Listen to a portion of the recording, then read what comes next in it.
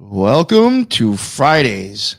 Unfortunately, this week, my partner in crime, JJ Vance, not JD Vance, to be confused with him, neither one of them will be joining us tonight. But fortunately, lucky me, I was able to grab some people to come on with me and try to make this a worthy episode without JJ here. So I got the mad scientist herself, Lisa from the Occult Rejects. Thank you very much, Lisa. It's good to have you here. And I got my boy Catalyst Jones, kind of like co-hosting with us tonight from White Rabbit Podcast. Real quick, Catalyst, you want to let everybody know what your deal is and where they can find you? Yeah, man, I'm just your average guy that had questions and started digging into things and wanted to speak out about it. So you can find me on all of your usual suspects. Awesome. Thank you very much. And for tonight, the guest of honor, backed by popular demand, we got Julia, Cosmic Peach Podcast. Please, Julia, introduce yourself for the people who may not know who you are and let everybody know where they can find your amazing work. Thank you. And I'm excited to be back. I love coming on your show. I'm Julia. I host Cosmic Peach Podcast. It's wherever you listen to podcasts, not YouTube. And yeah, I think, I started actually podcasting because I read a lot of books and wanted to talk to people about them because people don't like to read books anymore. And that's the first thing that we covered was Programmed to Kill. And then I read a book about Marilyn, and we've covered that already. And actually, what we're going to talk about today, you can find in Programmed to Kill. And also, I just did a bunch of research on the side after I read about this guy, and I think Lisa has actually, it was in the news or something like that, and you were familiar with it too. So I'm actually really excited to get into it today. Oh yeah, no, yes, I was very excited, and I know Lisa really wanted you to come on for this topic as well. And again, just to make it clear, you did say you got this from the Program to Kill book, correct? You said yeah. And what I love the most about that book is because he puts all of his references in the back of the book, and there's pages and pages of references. And when I do a podcast, I like to try to give people some type of place where they can go and fact check me if they want to. And so if you want more information about what we're talking about tonight, it's actually chapter 9 of Programmed to Kill. It's called Rancho Diablo. So fucking fact check me, assholes. Hashtag look it up. Yeah, right. Yeah, which is also why when we did the Maryland episode, I mentioned at the end of the episode, this is the book. Go read it for yourself. I'm not making any of this stuff up. It's very easy to find. And so, no, I didn't think that was the case. I just wanted to just reiterate. Oh yeah, no. I mean, but I do feel like sometimes, you listen to a podcast and in the back of your mind, you're like, is that even real? Does she even know what she's talking about? I've never heard that before. And I like to list my sites, in case somebody wants to go back and fact check me or whatever. But we're actually going to be That's what I love about your show, Julia. I love about your show is you always bring your receipts, right? So you say how you came to your conclusion, but yet you also come to conclusions that normally people would overlook or not come to, because you're one of those people that connects dots that get overlooked on the norm. And I would like to congratulate you for that. Thank you. And I'm glad you noticed that. And actually, Lisa was the one who asked, I think, if I could cover this today, because I mentioned names and I mentioned like little fragments of stuff. And I feel like sometimes, you hear it and it's like in one ear and out the other. But she picked up on this guy. And it's like I said before, he's his own episode. He might actually be 2 episodes worth of crazy. And his name is Adolfo Constanzo. I don't know, Catalyst, if you had ever heard of this guy, but he is a whole fucking, I mean, I like to call him Adolfo Cunt Stanzo, but he is just the weirdest guy ever. He's a cult leader, and he was a Mexican drug lord that was believed to have supernatural powers, actually. And so, Lisa, before I get on my soapbox, I actually wanted to ask you what your background is on Adolfo. So I was listening to your PTK series, and you had briefly mentioned his name on, I think, the first episode that you covered PTK, and just in passing. And when you said his name, I remember I was standing in the bathroom doing my makeup, and I was like, stared at the phone. I was like, don't tell me that guy's in that book. Because so growing up, I grew up in Texas, South Texas to be exact. And one of the popular things here to do in spring break is to go to the island, Padre Island, right? And it gets so packed with so many people, everybody from like New York, Pennsylvania, California, everybody comes down here to come to the island during spring break. It's a big deal, specifically South Padre. And so South Padre is literally right at the cusp of the Mexican border. And one of the famous things to do, or one of the most fun things to do, was to cross into Reynosa or Progreso or Matamoros, depending where you're at, right? Matamoros is going to be the area that's the closest to South Padre Island. And so what people would do is that they would go party all day at the island, and then in the evenings they just basically walk over into Matamoros and get drunk and do all what kinds of whatever. And I think in Mexico at the time, and I think it's still the way, there was the legal age was 18, but I don't think they really checked or whatever. And you could keep drinking all day and all night and whatever. And it was a fun thing for people to do. And then you started to hear on the news that people were going missing, and then that there was a search. And then they would announce, do not go into Mexico. If you're going to go to the island, stay on the US side, do not go into Mexico. And then it came about that there was, I think, a UT student, which University of Texas, went missing. And then I believe there was a huge investigation down into Matamoros, and that they had uncovered several bodies. And that from what I had heard, and of course the news didn't cover this, was that they were bodies that were mutilated. They were all kinds of like remnants of ritual sacrifice of some sort, a death cult, Satan cult, whatever. And it was really, really bad. And that it wasn't just one person that they found, but they, at the time they had said it was 5, but there was many others that they had found in other, I guess, sites or burial sites, and that there was a house, and that there was body parts and in a cauldron and stuff like that. And so you started to hear all these things. You don't know what's true, right? Because it's on the other side, and this is what's being told, and the news really isn't covering, but they're telling you not to go down there. But then whenever it kind of blew up, this name starts coming out, and you start to hear it all over the place. You're like, oh my God, that was the guy that was back then when they were telling us not to go into Mexico.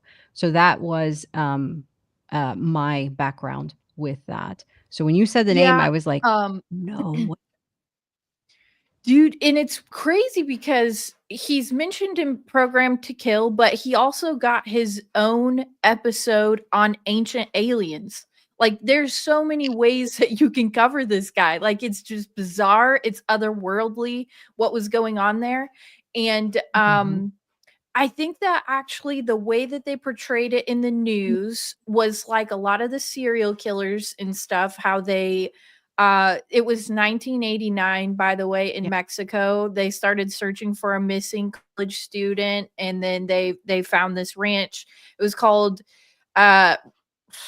Santa Elena Ranch. Yes, Santa Elena. And so the missing college student that they were looking for, his name was Mark Kilroy. It was a dude. He was 21 years old, partying, like Lisa mentioned. It was like a party spot. And then they go looking for him, and they come across this ranch, and they find 12 bodies at first.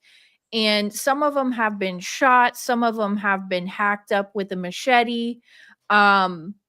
One of the graves did have Mark Kilroy's body in it, so he was abducted. They did murder him. A lot of them had like their spines ripped out and made into necklaces and other ceremonial type of jewelry. Some of them had been skinned alive. Some of them had been buried alive.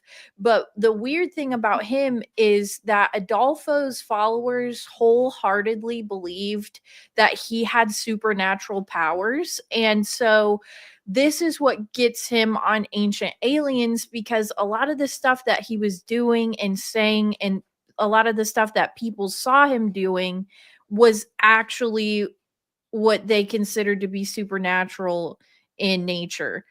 And they don't talk about this aspect in Program to Kill. He more talks about like the political side of things, because they made it appear in the news that this was random acts of violence, that this guy was just a crazy Satanist guy, and he was just abducting random people and just fucking them up and burying them all over his property. But it actually turns out that a lot of the people that they found, it wasn't random at all. And I'm actually going to kind of get into that too.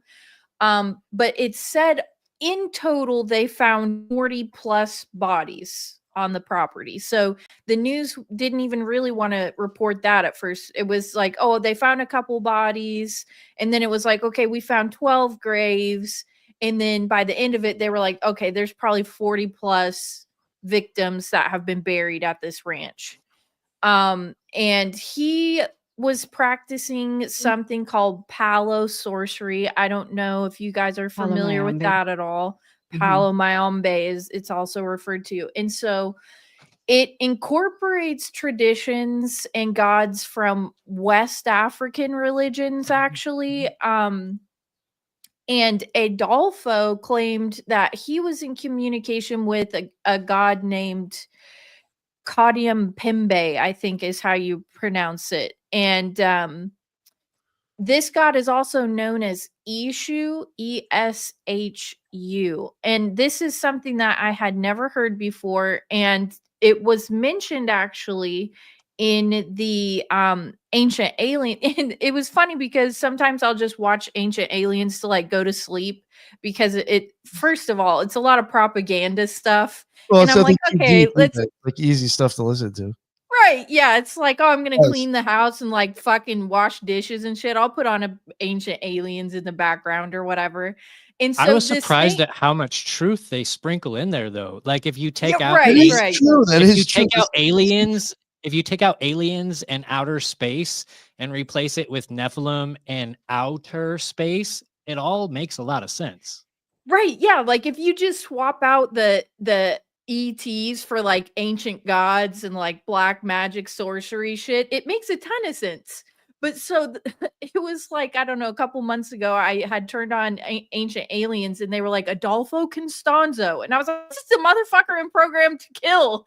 I was like, how the fuck is he in an Ancient Aliens episode? But so it's because his followers, and he said that he was in direct communication with this Kadium Pimbe and that he was practicing Palo sorcery. And when you look at this god, he has like the big elongated eyes and the big skull and shit. And they say that he was worshiping some type of god that would have been like Akhenaten in ancient Egypt with the big elongated skull and shit. And some say that he was into like this fallen angel type of god king worship. And so he gets his own episode on Ancient Aliens, and I look into this shit because I'm interested. And it's actually a shapeshifter god. And you know how they love to talk about shapeshifters and all this stuff, and they all actually sensationalize this stuff. Because if they can get you to look at just the black magic aspect of these murders, then they don't have to explain any of the inconsistencies with like who they were murdering and like who was running the cult and some shit like that. And I actually, just for those of you who are familiar, have you guys watched American Horror Story season Coven? No. Which one was It's- that it's- about? That season, not that season. It's my favorite season. It's the one about the witches in New Orleans, and That was one of the seasons I didn't see actually. really, Nick, it's the best season in my opinion for some of the more conspiracy type stuff. But they have like a god in that season that the witches kind of work with, and his name is Papa Legba, but he's based off this god that Adolfo Constanzo actually worshiping. So it to me, it just seemed a little That's like a real interesting. deity too. That is a real deity. Papa Legba. Yeah. Yeah, they say like this god, this Kadium Pimbe, Eshu, Papa Legba, they all represent like the same archetype, if you will. And they say that actually this one deity that Adolfo was worshiping, like, to speak to people through dogs, and they actually connected that with David Berkowitz because they said he would get his messages through dogs and stuff like that. And David Berkowitz comes up a lot in Program to Kill. So I think that there is a duality to everything. I think that there is a spiritual duality and also like a governmental kind of. I don't think that those two things have to be separate. I think that they're very much enmeshed with each other. So yeah, I do.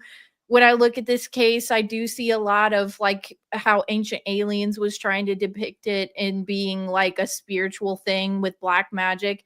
But I also look at it from the perspective that David McGowan was writing about in Program to Kill, where it's like, yeah, it's spiritual, but also like, look at the type of people that they were abducting. They're all like ex-police officers and like DEA agents and FBI agents. Like, this isn't random. They're choosing their victims very specifically.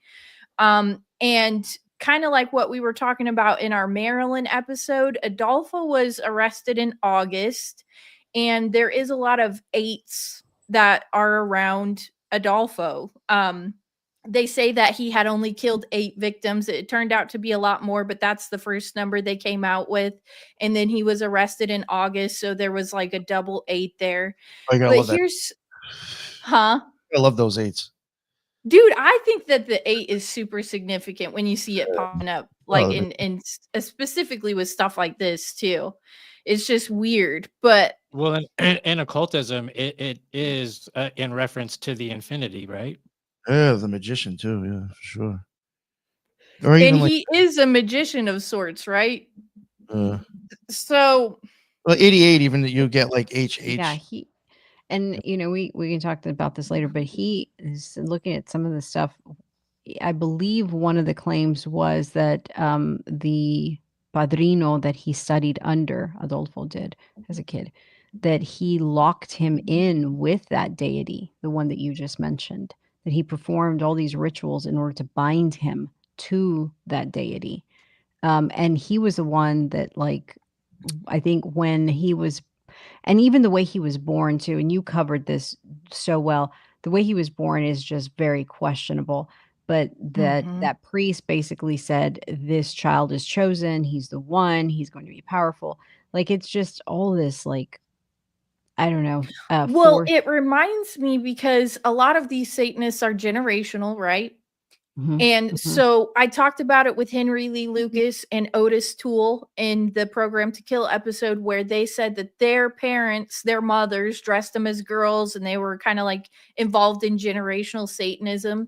And Adolfo was born into generational Satanism. His mother was something of a high priestess, and he worked with this other guy, I think it was in Puerto Rico, who, like you said, kind of blessed him, and he was under this guy's like tutelage or whatever, trying to become a master fucking Satanist.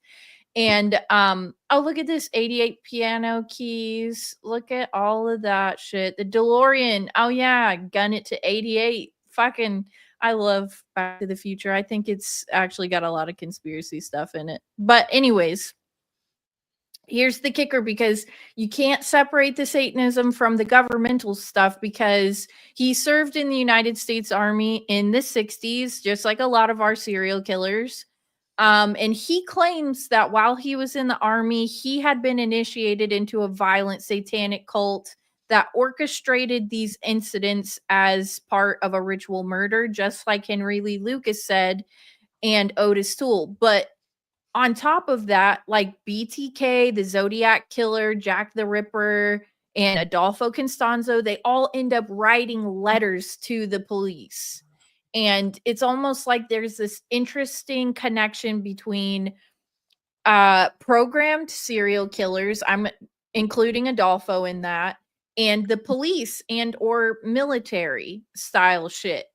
And it's just interesting to me that there's this aspect of him writing letters to the police. They could have known about this guy and stopped him a long time ago, but they didn't. Just like the Zodiac, just like BTK, just like Jack the Ripper. It takes them forever, if they even find out who these people are. They never fucking found out who Jack the Ripper or the Zodiac was, but here's all these letters, right, written to the police. And so I do think that he's saying that he's basically like a government employee. He was in the military. He does have this background of being a Satanist. He was born into generational Satanism because his mother was fucking batshit crazy. But I think it's safe to say, like, he's a lot like the other cast of characters with the ritualism and the governmental stuff and being protected from on high. Because one of the more compelling aspects of Henry Lee Lucas's story was his contention that he had ties to cult-run ranches that were just south of the US border. Okay. And then boom, out of nowhere in 1989, this ranch, Adolfo's Ranch, was discovered just south of Brownsville, Texas. Okay. And Adolfo is saying he was inducted into a military satanic cult just like Henry Lee Lucas said he was. And I don't think that that is a coincidence. Henry Lee Lucas is saying there are cult-run ranches that are inducting people to become almost like cult leaders, and they're murdering a bunch of people. And then all of a sudden we find Adolfo's Ranch, and it matches the exact description that Henry Lee Lucas took a map and he said, he marked an X and he said, there's a ranch right here. There's a ranch right here. You'll find dead bodies all over the place. And they were like, okay, Henry. Fucking made a Netflix documentary saying, oh, Henry, the confession killer, he couldn't possibly have known all this stuff, but yet somehow he was able to lead them right to these fucking ranches where all these dead people were. And more than half of Adolfo's cult members and priestesses were from Brownsville, Texas. They weren't Mexican. You know, a lot of people say that, oh, well, they were just crazy Mexican people and they were all they were from Brownsville, Texas, and most of them went to Southmost Texas College and were majoring in law enforcement. So they were Americans. They were educated. I don't know how the fuck they got involved in that, but here they show up at Adolfo's fucking compound in the middle of fucking Mexico, murdering people and burying them alive and shit. I mean, it's just, do you think that they were possibly Clockwork Ultra'd? I do. I think that they were, because here's the thing, right? But specifically sent out there though to be underneath him. Yeah, I think a lot like Charles Manson, that these family members weren't chosen at random. And I actually have a quote right here in my notes that I'm going to read you guys, because Adolfo was described as, quote, a thoroughly ruthless and malevolent genius with a messianic ability to command the loyalty and blind obedience of his followers who joined him. The followers were in a zombie-like state with a loathsome blood feast of dope-dealing, torture, terror, and human sacrifice, quote unquote, which is exactly how they described Manson and his family members, as being in a zombie-like and what is it, the dope dealing, terror, torture, and human sacrifice. It literally sounds like he's like Manson 2.0, and he's got these people out there doing God knows what. They probably fucked with their minds enough to send them over to him, and he just kind of like ran some kind of program. That's what I was thinking. It was definitely curated for them to be there. And it's like his mom somehow was also involved in this too, because she was arrested like 30 something times and the charges never seemed to stick with her. Like, she literally could do all kinds of weird stuff, and she always like got some kind of a short probation or something. Like, she was arrested over 30 times and the most she ever got was like a short probation. Isn't that weird, how we always hear that? It's just strange, It's right? like, It's like Ted Catch and Bundy release. escaping from prison twice. You know what I mean? It doesn't make sense. And they found Adolfo's mom living in a vacant, dilapidated apartment building that was smeared with human shit and human blood and urine. And she was charged with trespassing and child neglect. And that didn't even stick to her. Like, tell me how they find you in an abandoned apartment building covered with human shit and piss and blood with children, and you don't serve any jail time whatsoever. I mean, 30 times this woman is arrested. She gets off the hook scot-free, right? And in my opinion, it just shows that this is part of like a generational programming. It's like Lisa said, from the second this guy is born, they're doing rituals on him and shit. He's the chosen one. They've got him training under some kind of a priest guy. And, you know, his mom never goes to jail. She pretty much can do whatever she wants and get away with it. And apparently Adolfo too. I mean, he's got 40 plus bodies buried all over his compound doing rituals and shit. And it took years for them to find this guy, even with Henry Lee Lucas pointing his compound out on a map and going, look, here, go check this place. It's a fucking satanic cult and they're murdering people. Okay, Henry. It's because they're governmental science experiments and they want to see what is going to happen. So they allow this to happen and they keep it perpetuating. Right.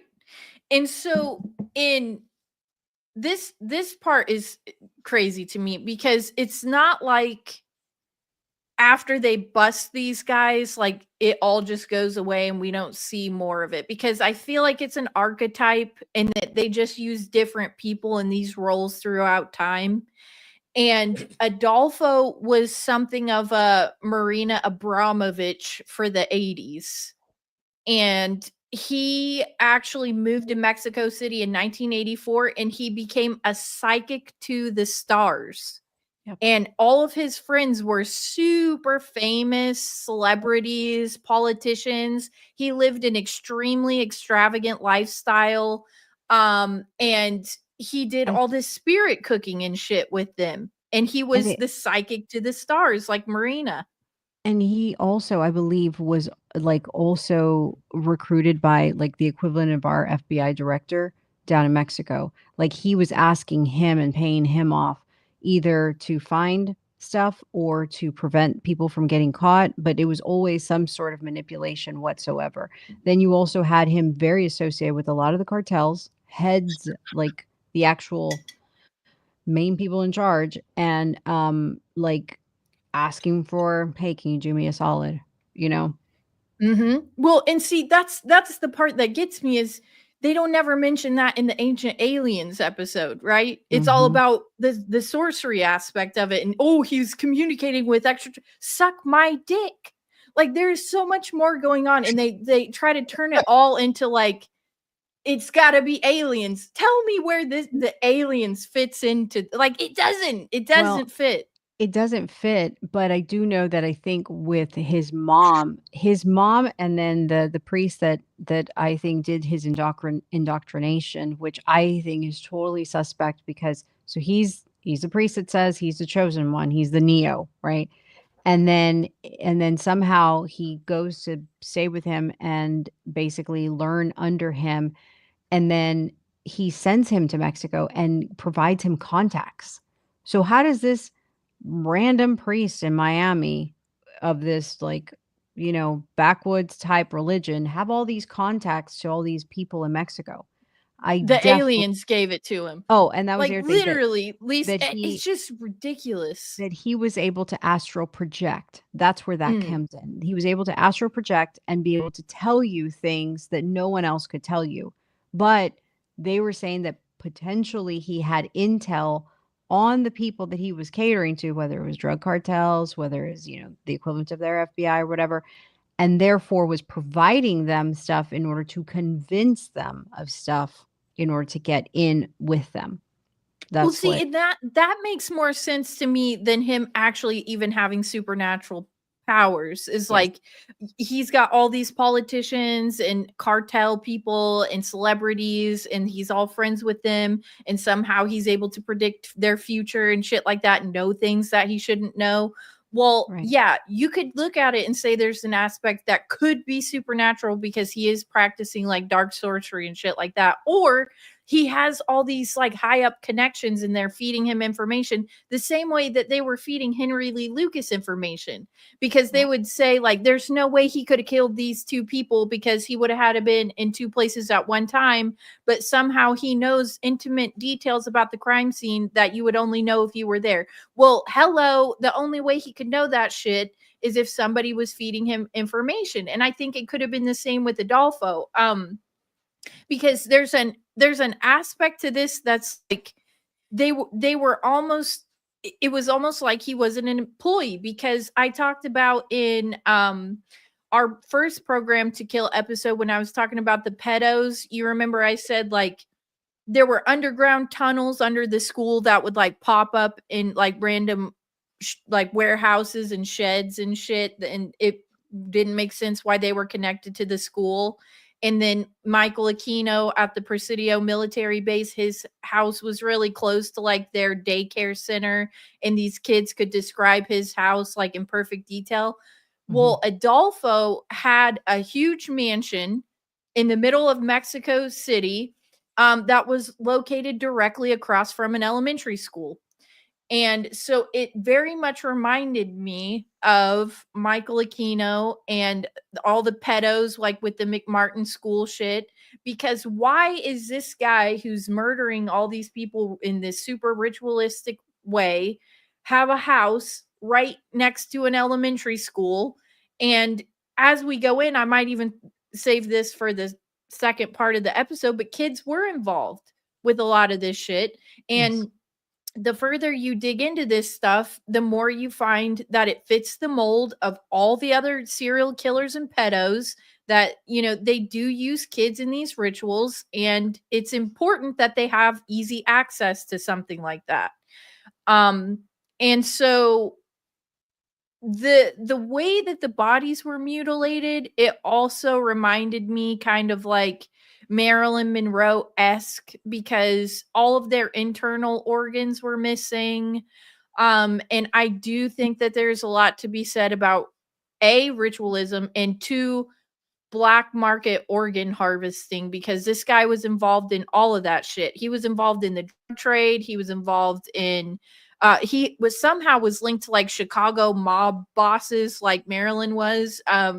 Super random. And then all of the victims, all of their internal organs are missing. I'm talking brains, heart, lungs, all that shit was gone. So I just, yeah, you could say he was using them for rituals and shit because he was a sorcerer or whatever, but it makes more sense to me with the amount of money that he had and the type of lifestyle that he had, that he might have been involved in like some type of black market organ trade as well. I don't know what you guys think about that. I'm going to interject really quickly. Yeah. So I know a little bit about some of the practices of the Caribbean. From what I remember being told was that when they brought the African slaves into the Caribbean, most of them were allowed to maintain a lot of their cultural, religious practices, belief systems, and what have you. And then being here, it kind of started to morph because you started to have, I think initially you started to get the separation. They didn't want the different nationalities to mix because then they would overthrow, the slave owners and stuff like that. But I think what ended up happening is that you start to get some mixing of like Santeria, voodoo, hoodoo, Palo Mayombe, and all that stuff. But when you really start to see it take off is when you start to see the influx of the refugees coming into the U.S., particularly in Florida, right? And that's when you start to see a huge upcropping or upgrowing of Palo Mayombe, Santeria, hoodoo, and all that stuff in Miami specifically, right? So it's melting pot of Afro-Caribbean belief systems. And it's almost like they're mixing it in with Christianity, like how the ritual is, so like with Palo Mayombe, kind of like back in the day with Christian and Catholic faith, they built churches around relics, right? A saint died, they built the church up or whatever. They kind of had a similar belief in that they believed that you would have to create a cauldron and put a dead body parts in it, and then I think you would add like 20 some sticks coming out of it and basically create this relic and then build your housing or whatever and then you would basically, it would not come to life, but this is how you would communicate with deities, and you would ask and petition and pray and what have you, right? Everything from, you name it, like is my husband cheating on me, or I want to become rich, or what have you. But one of the main things I think that stuck out to me with Palo is that they required a skull inside of it, and that because they wanted it to talk to you, right? Which is kind of reminiscent to me of what the Templars had been accused of The original talking alphabet, to right? a head. And I was like, I wonder how much of that is correlated, because we do know you have a lot of Masonic Templar type influences into the US culture, into intelligentsia of the US government. And now you have these types of religions all mixing in. How much of them are breeding together? And now you're getting something, whether it is astral projection, whether it is looking into, mind manipulation. I think they're throwing everything out there to see how they can manipulate a situation and gather intel information and manipulate countries and all that other stuff. But with Palo, that was what I understood it to be. And it was, like an Afro ritual type belief system. And what I had told Nick about, I was like, was really interesting is that you don't have a whole lot of Cuban presence or influence in Mexico, especially during the 80s. And it was all pretty Right. much over in Florida. All you had Mhm. was Mexican in Texas, and then you had, Mexican in California as well. But a lot of the Caribbean was mainly centralized in Florida. And so, not that there's discrimination, but you didn't hear of it readily for there to be a huge Cuban influence. So it stuck out to me. I was like, not to say that there wasn't, but it just stuck out to me. I was like, wow, that's really interesting that there would be, you know, such a heavy Cuban presence. But then when I read and it was saying that these were students from this side, I was like, oh, they were recruiting people. Oh, well, Right. that's Yeah. nice. How lovely. And I think that they wouldn't practice this stuff if it didn't work. I've said that before. If they did it a couple, you know, dozen times and they weren't getting results, I don't think that they would continue Mhm. to practice this shit. And Right. so I don't find that it's separate from, it's like you were saying. I think that the Templars were definitely up to some shit, and we have so many Masons in the governmental structure. And so I'm not going to say that Adolfo just came up with this on his own. I think maybe he was steered in that direction, obviously. But if they weren't getting results, they wouldn't continue to even fuck with it, really. Yeah. And I don't know if you guys have heard about I just want to mention it, not to tangent too far, but I think the channel is called Old World Florida. He's got his own YouTube channel, and he talks about how if you really read the Bible and you look at the United States, Florida, I'm 100% convinced at this point was the original place of the Garden of Eden. And all of the geological, I mean, it lines up perfectly. And so when you're talking about all this shit, hoodoo, voodoo, Haitian, crazy, Palo Mayombe coming into Florida, I think that there's been a really decisive effort to fuck Florida up, because it's such a sacred place. And I think that they've done a great job hiding a lot of history from people, and Mhm. I do not put it past them to use satanic and or ancient religions to basically pervert a lot of the beautiful things that we have, even in the US. If it was the Garden of Eden in Florida, I think that's pretty crazy that we're looking in like the most barren desert crazy place in the world for it to, look at the Middle East. Why would that be the fucking Garden of Eden? It's like literally responsible for nothing. Like it's a dirty dust bowl in the middle of Foxville. Why would that be the Garden of Eden? I mean, look at Florida. I have my own theories that go along with that, but we won't get into that on this episode because it has to do with other lands outside of Antarctica and how we're separated from those. But I will say that to go into that theory that you're talking about, there's a lot of people that believe that when they say that the Titans are going to rise up out of the rivers, that it's actually talking about the Mississippi River. And it just so happens that Tennessee named their football team the Titans. Yeah, I mean, I think that there's a lot of stuff that they cover up and hide and shit like that. When you mentioned how Miami in particular is like this melting pot of all these like weird religions coming together, I mean, that makes sense to me. And what is this? He says he's been to the Middle East twice, and it's nothing like your bullshit Zionist media portrays it. What is it like? I don't know. I've never Oh, I been. don't know. I don't actually. I don't want to go. It just doesn't look like a good time to me. But Florida does. Shit. I actually have been to oh God, where did I went somewhere on spring break, had a hell of a time.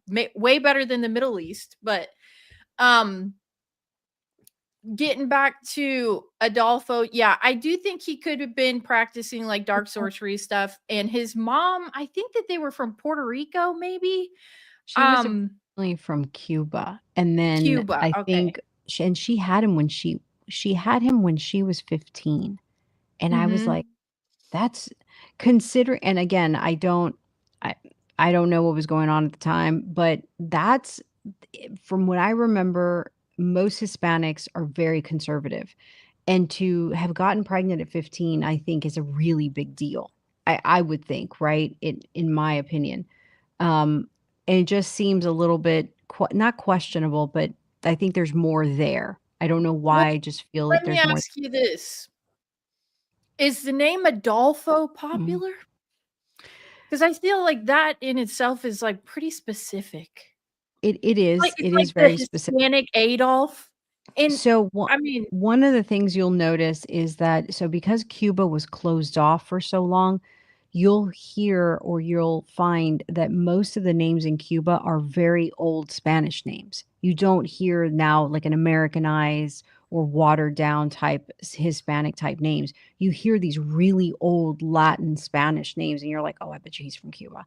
And only because you're like, I've never heard that name before. That's like really not regal, but it's so Spanish. It's or so Latin. It hasn't been watered down.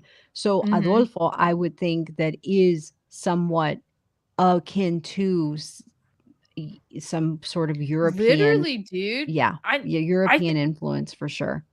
It stuck out to me the first time I heard it. Has anybody delved into his bloodlines? I have not. All I know is about his mom. Information on this guy is kind of hard to find because, I mean, there's a reason they want you to be able to access specific things about him and not everything. Like, I don't know who the baby daddy is. I mean, he could have been like a fucking high up in the government or some shit. And that's why they've buried who Adolfo's real father is. But why I say that is because, like, here is an example of some of the victims, right, that they found at the ranch that had been skinned alive, buried alive, beheaded, all the things. So one of them was the owner and secretary of a company that served as a front for a cocaine processing lab, an informant for the federales, a mistress of an informant for the federales, 2 federal narcotics officers, 3 former police officers, and the nephew of a U.S. customs agent. So again, they try to make it look like this guy was just out randomly picking off fucking people on spring break, and he wasn't. The victims, I think, were chosen specifically, but they mix in some random people like Mark from the news, like, oh, it's a missing college student, and then, oh, by the way, we found all these other bodies, and they make it all like it was just super random. But I think they throw people like Mark in there to confuse you that this isn't specific, like they do with a lot of other, like David Berkowitz and Henry Lee Lucas, even some of Ted Bundy's victims were kind of questionable. Like they had, like one of them's dad was a police officer. Like it's interesting how they throw random people into the mix to confuse you that these are organized hits, kind of like even with Manson, because it was like I said before, they never talk about how the first Manson victim, Lino LaBianca, he was involved with gangsters. He owed like $250,000 in gambling debts. He was, part of a real nefarious crowd and owed a bunch of people. And then he turns up a Manson victim. And then like they throw Sharon Tate in there. Her fucking husband's part of the Process Church and a Satanist. And it's like, oh, we're super random. Yeah, fucking right. You know what I mean? Like it just, they do that stuff to confuse you. Yeah, they muddy the waters with it to throw you off of the scent. Right. And pretty much that's what they do. And I don't know how much time you guys have left, but I was going to kind of talk about after they arrested some of these guys, like the weirdness that happened around that too. Because like a lot of the serial killers like Ted Bundy escaping jail twice, and the cops rolled up on Jeffrey Dahmer countless times and never took him in either. And by the way, some of the stuff that Jeffrey was doing is very reminiscent of like what Lisa was talking about, eating the organs, keeping the skulls, very ritualistic stuff. And who they're learning this from, they were both in the military. I mean, you could start drawing some connections just based on that. But so they start trying to bust these assholes from the ranch, the compound, whatever, and take them into custody.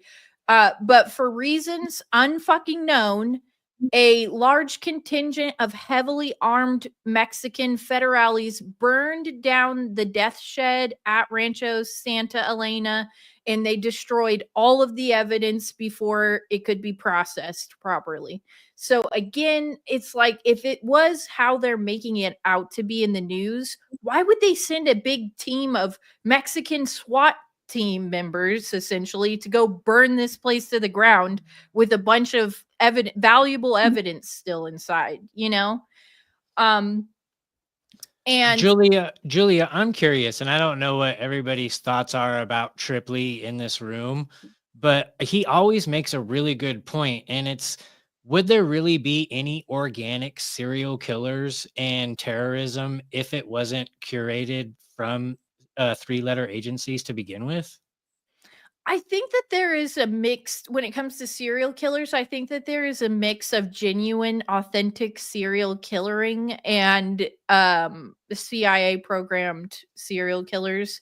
I've watched enough like forensic files and like detective shows to know like some people are born with a level of psychopathy that they just absolutely do not feel human emotion whatsoever, and the only way that they can get some type of excitement out of life is like literally murdering other human beings. I do think there are genuine psychopaths. I think you can create a psychopath easily and then just send them out in the world and then let them do as they will. But the more famous they become, the more you should start looking at their background as to, are they CIA programmed killers? Because it's like I said, there are so many actual serial killers out there that might have 5 minutes in like a psychopath documentary.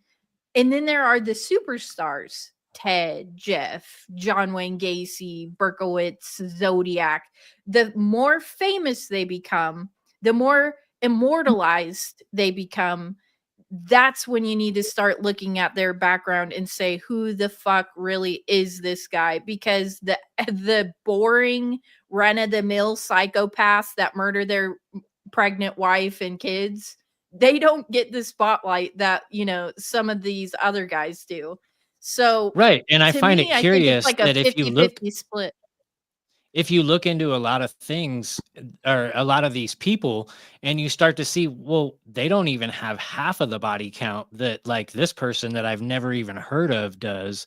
So it's like, why is this person given the center stage and this person isn't?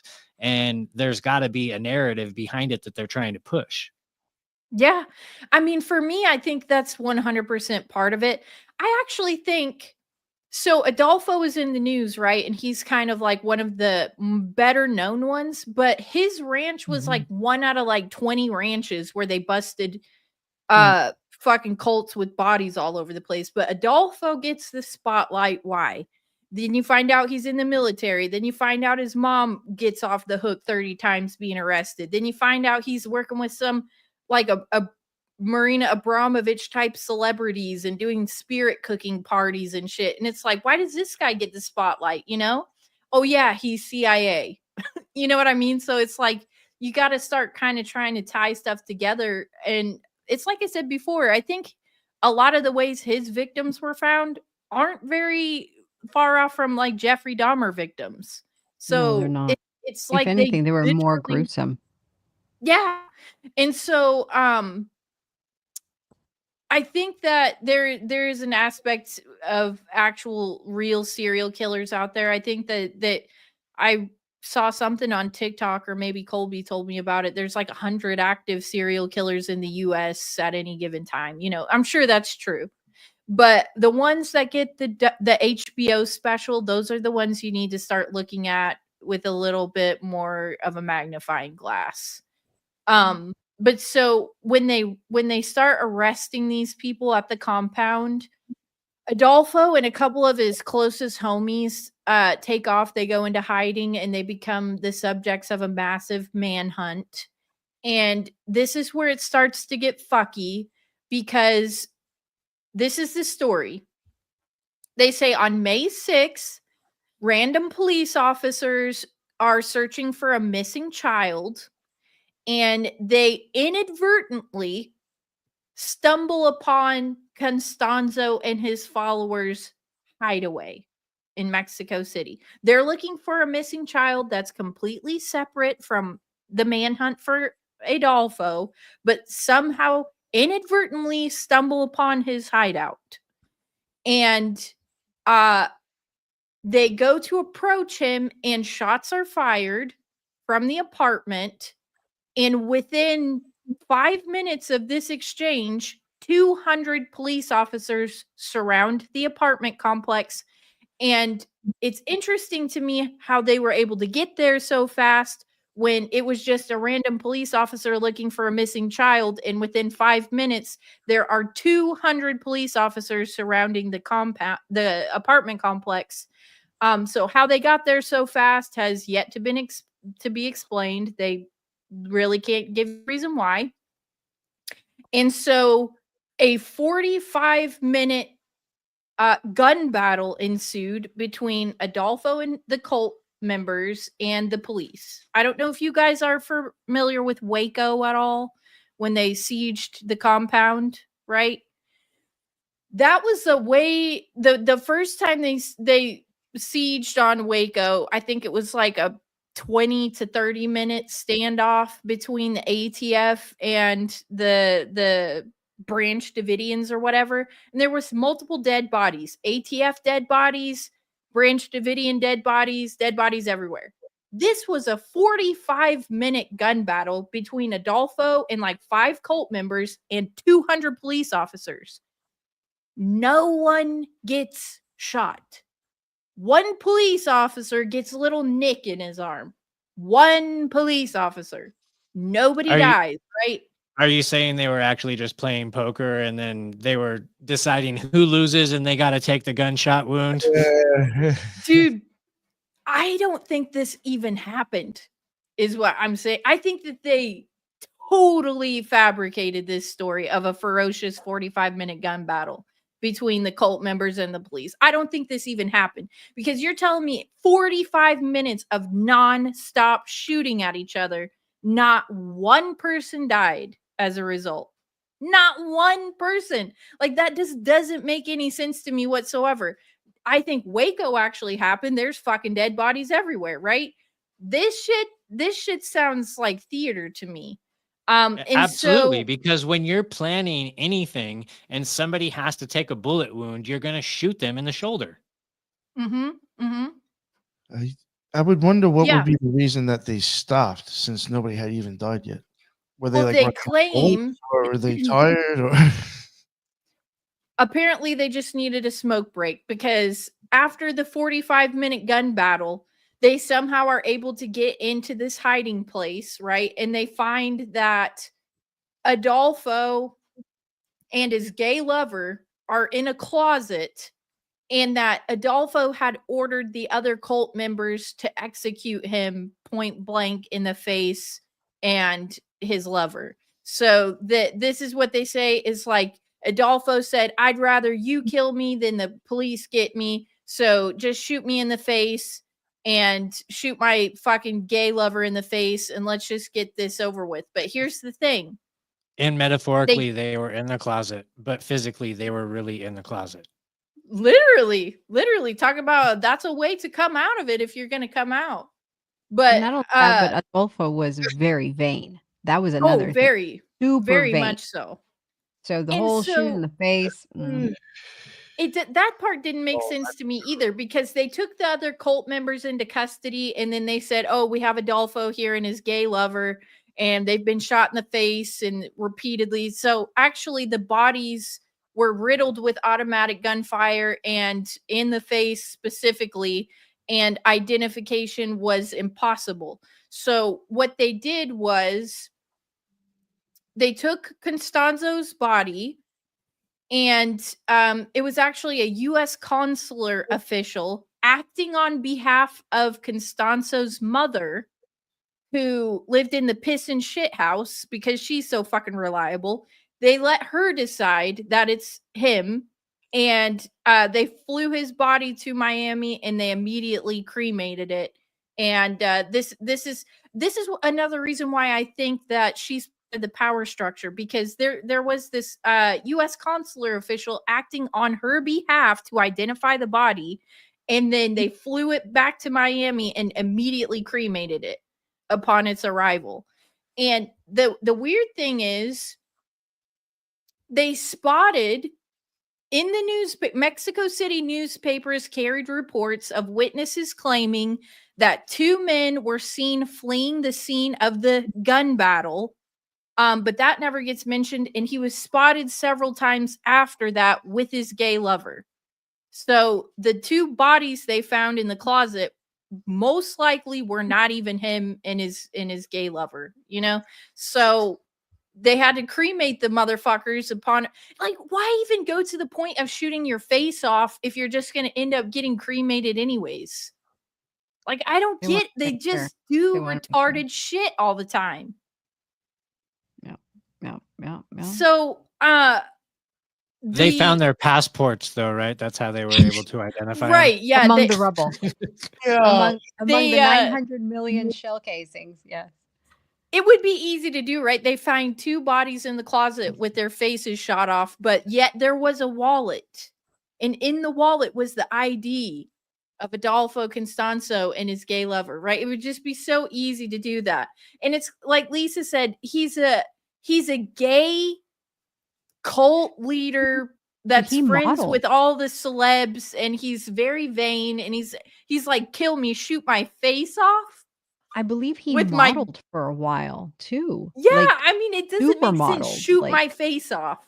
Like, if I was gonna have, like, if I was literally, it was between my cult members killing me or getting taken into custody, and I was like, no, I'm gonna go out in a blaze of glory. Don't shoot my face off. Yeah. Like, do anything but shoot my face off. Like, you just know, do Julia, a little dome piece. That reminds me of the first Jackass movie when they were shooting paintballs at Johnny Knoxville. And at the very end of the scene, they were like, are you all right? And he was like, is this good? Then we're okay. Right. Yeah. I mean, nobody wants to get their fucking face shot off. That's like the last way you especially want to go. a vain person, right? Who thinks very highly of themselves. And the last thing that people are going to think of is their face just hamburger meat. Right, exactly. Yeah. No. So it didn't make sense. And of course, the newspapers that they buried said that they saw two guys that matched the description of Adolfo and his lover running from the scene.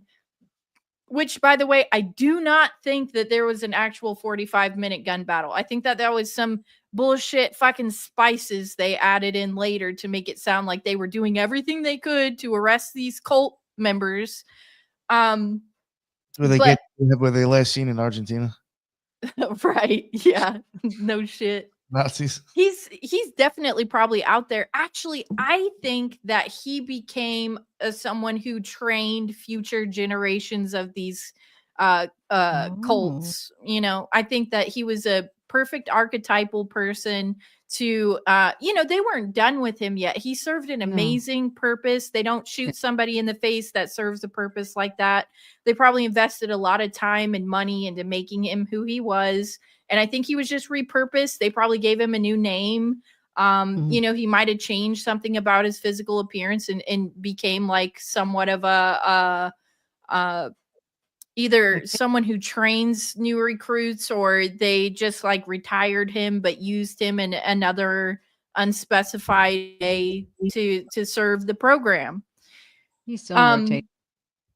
Yeah, like he's still in rotation. They still need him. Like there wouldn't have been a reason to get rid of him just because they found out about the compound. They could have just like moved him somewhere else, you know, and he's probably a straight guy now, yeah. Or his lover turned fucking trans and fucking it's fucking Jennifer Aniston. Who knows?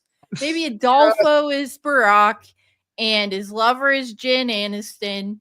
And this is I'm serious. I think that they use these guys as characters and they just swap people out and give them new names and identities and shit, and they go on to do other stuff. Do you think they always attacked the homosexual aspect to it on purpose, or do you think that these people really are and it has to do with occult sex magic? I think it could be a combo. I know that for some reason, they like to hide. Well, they've been a little bit more open about it recently, but they almost like to hide the transgenderism. Like when it comes to like fucking Michelle Obama and stuff like that, they're not going to come out and be like, yeah, she's got a dick and balls, like first tranny first lady. They're not going to do that, but for some reason they hide it when it comes to that stuff, but they're so proud of it in any other aspect. They want to ram it down our throats. And you know what I mean? It's like such a double-edged sword. Like you're so proud of this shit, but you don't want to admit it. Like why? What was that one lady that they killed because she was like, everybody knows Michelle is a fucking dude and Obama's you're talking about the comedian Joan Rivers. Yes. Yeah. So here's what I find interesting too is the last 4 years that we all had to live through of this clown circus show that we had to go through. Like, wouldn't it have been the perfect time right then though to be like, oh, and guess what? Like Michelle actually used to be Michael and transitioned, and everybody on that side would have been like, you're one of us, right? That would have been the perfect time to come out. Well, then they would have had to explain how the kids don't fucking look like, or the kids are somehow fucking test tube babies and shit. I can see that. So instead of saying we've been lying to you, which everybody knows they have been, they're just going to keep going along with the lie. Double down, wear your mask. Yeah, because I mean, they don't want to have to. They don't want to have to explain where they got the kids from and shit like that. But we were talking about Lady Gaga before this even got started. I think she's trans. I think she's almost admitted it a few times, and she's been like, "So what if I am?" So I mean, there's an aspect where they really get off on like transhumanism as part of like this occultist thing where people should almost be genderless and like be a exact 50-50 split of both energies like within the human body. I think that I think part of occultism, and correct me if I'm wrong, Nick, because I could be wrong, but it's like your gender traps you into the physical form. I think when you identify as anything, if you identify with your zodiac sign, your gender, anything like that, it traps you into your physical body. And the whole point is to like transcend out of that and be a genderless spirit that floats into a anomalous, ambiguous form. Like that's what they want, is like no one's masculine or feminine. We're all just globs that float around in like Baphomet style tits and dicks and fucking, like, you know what I'm saying? That's what they want. They literally are trying to destroy masculinity and femininity, because it's like there's an attack on both right now. They take occult ideas of the spirit and they put it into the flesh, and it just doesn't work. Right. You know use what I'm that, saying? yes, and they project it onto physical, like humans. Because it's almost like popular right now for women, maybe in my generation. I don't know. I was born in 94 and I see a lot of my friends drawn to this, but it's like find like almost a effeminate man that's not very like all the things that make men, and you know, their masculinity is not toxic. That's pushed a lot, toxic masculinity. But it's What the almost fuck like does that find mean? someone that you can put their balls in your purse. And I've never been attracted to that, but it's like really seriously like pushed now, is men who are almost effeminate in a way and women who are almost masculine in a way. And I'm not attracted to that. I don't know why that's the thing right now. But I do see that. I think they love to use sexuality as a weapon against us, really. Sexuality So is the easiest thing to pervert. And especially with the internet being accessible as it is right now, we can't monitor the things that we want to be able to monitor that our kids are seeing. And to be able to pervert them, and like, because we grew up watching movies that our parents were like, oh my gosh, I can't believe they're showing that kind of thing. And now our kids are seeing like the most ridiculous things on the internet that they shouldn't be seeing. So it's there's a term for it and it's escaping me right now, but it's desensitizing them to these things. mhm, and mhm. and and that way that it has to be something crazy in order for them to excite themselves. And that is, look, I'm a Christian, and that is just an easy way to push sin into the youth and start them very young. Well, you know, it's like they say sin feels good, or else it wouldn't be sin, you know. But I think, could they have put that he was a gay guy in like in his gay lover, just to kind of like, oh, he murdered all these people and he skinned them alive and buried them alive and ripped their spines out and made fucking dildos out of them.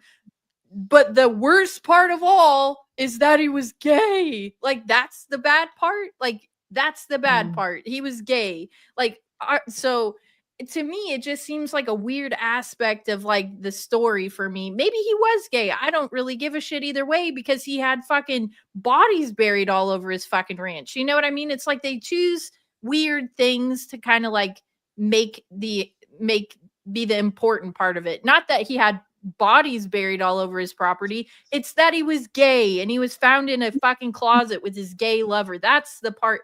You know, it's weird to me, but I know we're kind of coming to like the cutoff point, because you guys have better places to be. No, we don't. I wish I could Um, go longer on this. Believe me, I do. Sorry. I do No, think but we're that gonna this do a part two. is a We're gonna good, do a part yeah, two. it's a good stopping point. Because I think in the next part I want to talk about some of the other stuff that they found after they launched like a big investigation after they busted Adolfo, because it spider webs off into like a bunch of different shit. But I guess the main takeaway is you can look at it from a spirituality aspect of it. You can look at it from a governmental aspect of it. You can watch the Ancient Aliens episode tonight for homework. I don't really give a shit which way you go with it, but this guy's super interesting, and there is even more crazy stuff to learn about him probably in part 2. So Some of the interesting things that definitely that I would love to dive into with you, Julia, is like some of the how they were getting the cult indoctrinated, some of the practices and some of the things that they were forcing them to do. And one of them I think is really possibly a tie in to some of the other cults and the other things that were happening currently in that era during that time period. That is 100. definitely like a nod that you're like, wait, what? Yeah. Yeah. It's No, I'm I think it excited. ties it in I think nicely. it'll be good too because I have some other stuff that I got from Program to Kill that I think is really important to this too. So we'll do that in the part 2. Sounds good to me. All right, listen. All right. I'll let all of you just plug your stuff again real quick. Julia, thank you so much. I really appreciate that. That was great. That was awesome. Sorry for being late, guys. No, you're fine. No. It happens to the best of us. Real quick, Catalyst, let everybody know where they can find your amazing work, please, sir. Hey, thank you guys. I run the White Rabbit podcast, and you can find me at all the usual suspects except for YouTube because they kicked me off 4 years ago when I questioned the vaccine. And you can start finding me on the Cult of Conspiracy every Friday. I will be doing a breakdown of some stuff that I'll announce later. I want to thank you guys for allowing me to be on here because this type of stuff doesn't hit my radar and I'm a newbie when it comes to this topic. So I apologize if I had dumb questions, but this is very interesting to me and thank you. No, thank you for joining us, man. This stuff was new to me too. So it's the same thing. And Julia, please let everybody know where they can find your amazing podcast as well. Thank you. Yeah, it's wherever you listen to podcasts, Patreon for extra stuff, not YouTube, like Catalyst was saying. Fuck them. Oh, somebody said Julia is growing on me. Oh, appreciated. You have to But check her yeah, out. Her I'm shows also are pretty on. great. Oh, thank you. Thank you. Yeah, I'm either you love or hate me. And I'm okay with either one because I just want people to learn shit. It's not really so much about me as it's about the information, So, and if you like the stuff that I cover, I am also on Cult of Conspiracy every Saturday. So, lots of different ways you can get the information. But thanks so much for having me, and I'm looking forward to part 2. Think it'll be great. Yes. Thank you very much again. And Lisa, thank you very much for joining us tonight. I really appreciate it. I love when you bring stuff to the show. It's always interesting. Is there anything that you wanted to plug or anything you want to say? No, just thank you, Brad, for being here. I really like meeting you. Julia, as always, I'm very, very itching to get to part 2. As usual, this was a topic that I had told Nick. I was like, hey, I want to cover this, but I don't know that we could do it all together, like in terms of the time frame or whatever. And then when I heard you cover Julia, I was like, okay, we're just gonna have Julia on. Yeah. We're gonna have Julia on Thank because you. I want to share notes and stuff like that. And she's done extensive work on it. I'm just very tickled that you even covered it. So that's really cool. Thank you. I appreciate that. Thank you very much. And thank you, everybody in the live on both channels. And that, I guess, concludes another Fridays. Sorry again that JJ was not here. I do think he will be here next week, and he has a special guest, too.